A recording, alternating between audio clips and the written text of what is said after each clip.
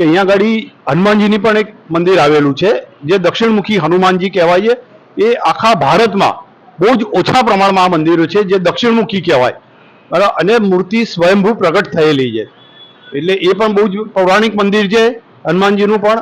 અને અહીંયા જે રણછોડજીનું મંદિર છે એ પણ 150 વર્ષ જૂનું છે।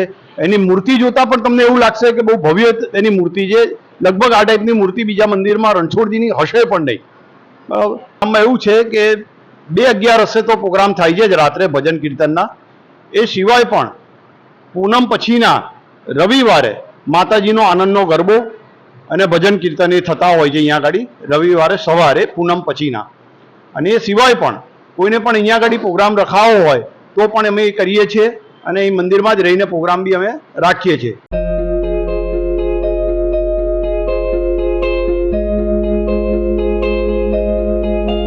આજે આપણે શ્રી કૃષ્ણ ભગવાનની પરમ કૃપાથી આજે આપણે રણછોડરાયજી મંદિર જે છે જે દેવી દરવાજા ખાતે આવેલું છે, તો આજે એમનું આપણે સૌ પ્રથમવાર ઇન્ટરવ્યૂ લેવા જઈ રહ્યા છે અને સૌ પ્રથમ એમનું પોડકાસ્ટ થઈ રહ્યું છે।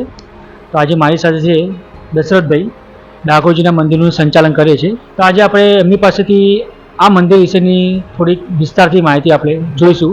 આ વર્ષો જૂનું પુરાણું મંદિર છે, આશરે 150 વર્ષ જૂનું મંદિર છે અને આ શ્રી રણછોડજી રાયનું મંદિર છે અમારે। અને ખાટુ શ્યામ દિલ્હી ચકલા રણછોડજી એની સામે આવેલું રણછોડજી મંદિર છે। આ ખાટુ શ્યામ મંદિરની સામે દિલ્હી ચકલા। અહીંયા અમે કારોબારી કમિટી છે, મારું નામ દશરથ મોદી છે અને અમારા બીજા સભ્ય છે સંજયભાઈ પંચાલ। અમે 2 જણ અહીંયા કારોબારી કમિટીનું સંચાલન કરીએ છીએ ટ્રસ્ટીગણના દેખરેખ હેઠળ। હા, આ એક બહુ પૌરાણિક મંદિર છે ને આશરે લગભગ 150 વર્ષ જૂનું મંદિર છે। હવે એની ખાસ વાત એ છે કે અહીંયા આગળ હનુમાનજીની પણ એક મંદિર આવેલું છે જે દક્ષિણમુખી હનુમાનજી કહેવાય છે। એ આખા ભારતમાં બહુ જ ઓછા પ્રમાણમાં આ મંદિરો છે જે દક્ષિણમુખી કહેવાય, બરાબર। અને મૂર્તિ સ્વયંભૂ પ્રગટ થયેલી છે, એટલે એ પણ બહુ જ પૌરાણિક મંદિર છે હનુમાનજીનું પણ। અને અહીંયા જે રણછોડજીનું મંદિર છે એ પણ 150 વર્ષ જૂનું છે। એની મૂર્તિ જોતા પણ તમને એવું લાગશે કે બહુ ભવ્ય એની મૂર્તિ છે। લગભગ આ ટાઈપની મૂર્તિ બીજા મંદિરમાં રણછોડજીની હશે પણ નહીં, બરાબર। એટલે તમે ચોક્કસ આવો એકવાર બધા દર્શન કરવા માટે, તમારી મનોકામના પણ પૂર્ણ થશે। આ મંદિરની સામે આપણે ખાટુ શ્યામ બાબાનું મંદિર આવેલું છે જ્યાં 11માં બંને 11માં ઘણી ભીડ થાય છે। અને આ રણછોડજી મંદિરમાં દર 2:11 મહિનાની ભજન કીર્તન થાય છે આપણા લાલા ભગત શ્રી ખોડિયાર યુવક મંડળ દ્વારા, જે બિલકુલ નિઃશુલ્ક કરે છે, કોઈ પણ જાતના પૈસા લીધા વગર। દર 11 રાત્રે 9 થી 12 ભજન કરવામાં આવે છે અહીંયા અને ગુણગાન ગાવામાં આવે છે ભગવાનના। અને વાતાવરણ ખૂબ જ સરસ હોય છે એ દિવસે, બરાબર। એટલે એક દિવસ ચોક્કસ તમે આવો, સૌને મારી પ્રાર્થના છે કે એક દિવસ આવો દર્શન કરવા। અને ખાસ 11 રાત્રે આવો તો તમને એનો માહોલ અને એનું જે ભવ્યતા છે એ તમને જોવા મળશે।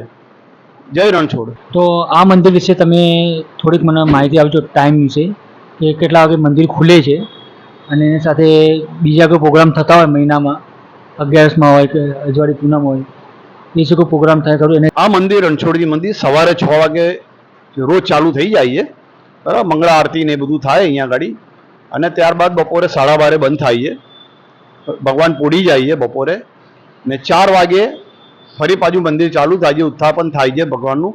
અને રાત્રે 8:30 શયન આરતી કરીને પછી મંદિરને દ્વાર બંધ કરવામાં આવે છે। હવે અહીંયા આગળ પ્રોગ્રામમાં એવું છે કે 2:11 તો પ્રોગ્રામ થાય છે જ રાત્રે ભજન કીર્તનના।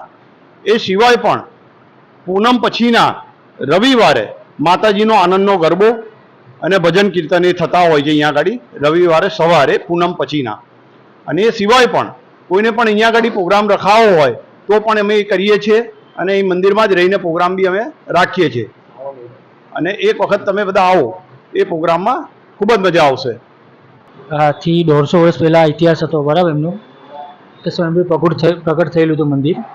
તેના વિશે કોઈ વિસ્તારથી કોઈ માહિતી કરી કે જે દર્શકો સુધી પહોંચી ના હોય, એવો કોઈ ઇતિહાસ, એવો કોઈ વાત હોય તો જણાવો। હવે આ કેવું છે કે 150 વર્ષ ઉપરનું મંદિર છે, એટલે કદાચ કોઈની એવું અત્યારે માણસ હયાત નહીં હોય કે જે બતાવી શકે, પણ એની પૌરાણિકતા જોતા જ મંદિરની એવું લાગે છે, એનું બાંધકામ, એનું અંદરનું ઇન્ટિરિયર એ બધું જોતા જ એવું લાગે છે કે મંદિર ખાસું 150 વર્ષ ઉપર જૂનું મંદિર છે। એટલે એટલું તો ચોક્કસ કહી શકાય કે મંદિર ખૂબ જ પ્રાચીન છે. એની બાંધકામ અને કોતરણી ઉપરથી જ ખબર પડી જાય છે.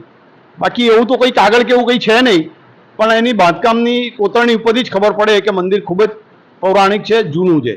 સ્વયંભૂ પ્રગટ થયેલું હનુમાનજીની મૂર્તિ સ્વયંભૂ પ્રગટ થયેલી છે અને દક્ષિણમુખી છે. હા. એ મંદિર ભારતમાં ખૂબ જ ઓછા જોવા મળે છે, જે આપણે અહીંયા પ્રગટ થયેલ છે. અને એના પછી આ ડાકોરજીનું મંદિર, આ કૃષ્ણ ભગવાન મંદિર પછી એ વખતે થયું હતું જ્યારે મંદિર બનાવતા હતા એ દરમિયાન જ આ નીકળેલી હતી. આના સિવાય શ્રાવણ મહિનામાં તમારે કોઈ મતલબ કોઈ બીજી પૂજા આરતી થતી હોય, કોઈ વિશેષ પ્રોગ્રામ થતો હોય તો એના વિશે કોઈ માહિતી મને આપો. આખા શ્રાવણ મહિના દરમિયાન અહીંયા રોજ રાત્રે 9 થી 11 ભજન થાય છે. એ બી લાલા ભગત ખોડિયાર યુવક મંડળ દ્વારા કરવામાં આવે છે. અને શ્રાવણ મહિનામાં બીજા બી ઉત્સવો અમે કરીએ, જેમ કે નંદ મહોત્સવ છે, ભગવાનનો જન્મ છે, એ બધા ઉત્સવ બી કરવામાં આવે છે. ત્યારે પણ ખૂબ જ પબ્લિક હોય છે. અને હમણાં અમે ઘણું રિનોવેશનનું કામ બી એટલા શ્રાવણ મહિનાને ધ્યાનમાં રાખીને ચાલુ બી કરેલ છે. અને બીજું બી આગળ કામ ચાલે છે. એટલે આખો શ્રાવણ મહિનો અહીંયા આગળ પ્રોગ્રામ હોય છે. રાત્રે 9 થી 11:30, પછી ભગવાનનો જન્મ, નંદ મહોત્સવ, મટકી ફોડ, આ બધા પ્રોગ્રામ તો અમે શ્રાવણ મહિનામાં કરતા જ હોઈએ છીએ અહીંયા. અને પૂરેપૂરો મહિનો અહીંયા આગળ ભજન સત્સંગ તો થાય છે જ ભગવાનના. હવે જ્યારે શ્રાવણ મહિનાની અમાસ હોય છે એ દિવસે આ મંદિરમાં માલપુઆ અને ગાંઠિયાનો વર્ષો જૂનો જે રિવાજ છે એ પ્રમાણે એનો પ્રસાદ પણ બનાવવામાં આવે છે, લોકોને આપવામાં પણ આવે છે. અને જે શ્રાવણ મહિનામાં અમારા જે દાતાઓ હોય છે કે જે 12 મહિનાનો નિભાવ ખર્ચ આપતા હોય છે મંદિરનો નિભાવ કરવા માટે, કે જે ભગવાનનો રોજે રોજ બે ટાઈમનો થાળ થાય, જે અમારા અહીંયા આગળ મહારાજ શ્રી છે એમનો ખર્ચો, એ માટે બધા નિભાવ ખર્ચમાં પૈસા લખાવતા હોય છે. એ બધા દાતાઓને પણ આ પ્રસાદ પહોંચાડવામાં આવે છે.